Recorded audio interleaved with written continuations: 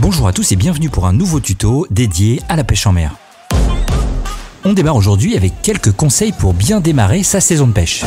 La pêche du bar du bord est certainement une des pêches les plus difficiles, alors voyons quelle stratégie mettre en place pour optimiser ses chances de faire du poisson.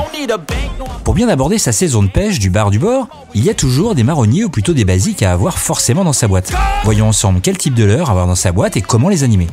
Je vous conseille d'aborder vos spots toujours de la même manière afin de vérifier l'activité des poissons. Première étape, la surface. On va essayer de réveiller les poissons actifs et de les mettre en compétition. La concurrence alimentaire joue un rôle important dans la pêche du bar et faire du bruit peut clairement déclencher une phase de frénésie alimentaire. Donc pour débuter, les top water ou leurres de surface sont toujours à privilégier. Je vous en ai déjà parlé ici, donc je vous mets le lien en haut à droite et je vous recommande de peigner votre zone tout en variant les tailles et les sonorités des billes.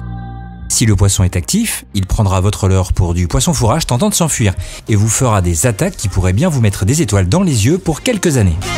Ensuite, c'est au choix. Comme on essaye de rentrer dans la couche d'eau tout en restant proche de la surface, optez soit pour une pêche à la volée au leurre souple, soit pour des poissons nageurs évoluant à 60 cm sous la couche d'eau.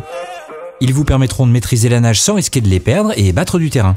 Pour les leurres souples, optez plutôt pour des leurres finesse offrant moins de résistance à la traction dans la phase d'animation. Quant aux poissons nageurs, deux tailles suffisent. Un petit 7 à 8 cm et un long de 10 à 14 vous offriront une sérieuse alternative. Dernière étape, tentons de séduire les barres calées dans les fonds en allant les chercher. Les leurres souples sont parfaits pour ça, mais si vous débutez, je vous recommande de pêcher avec des hameçons montés en texan. Ils limitent les risques de perte avec l'hameçon caché dans le leurre.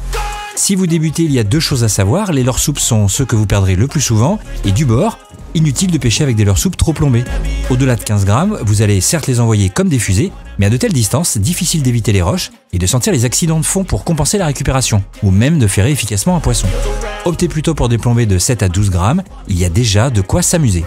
Vous pouvez également gratter les fonds à l'aide de poissons nageurs coulants et de jigs, mais il est préférable de bien maîtriser la nature du fond si vous ne voulez pas redécorer les bordures.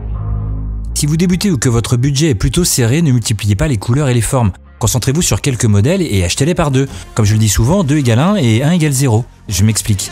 Les risques de casse, de perte ou d'accroche des leurres est grand lorsqu'on pêche du bord. Bien plus qu'en bateau, alors si vous avez trouvé le coloris ou le modèle du jour, il n'y a rien de plus rageant que de mettre fin à sa session suite à la perte de ce leurre.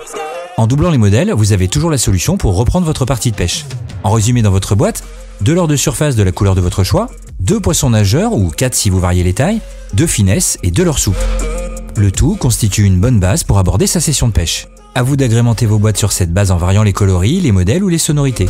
Voilà, je pense avoir fait le tour des points importants pour vous aider à aborder votre saison de la bonne manière, alors maintenant, c'est à vous de jouer. Si ce programme vous a plu, n'hésitez pas à le commenter et à le partager autour de vous. Merci à tous du temps et de l'intérêt que vous accordez à cette chaîne. Je vous dis à bientôt. Allez, ciao!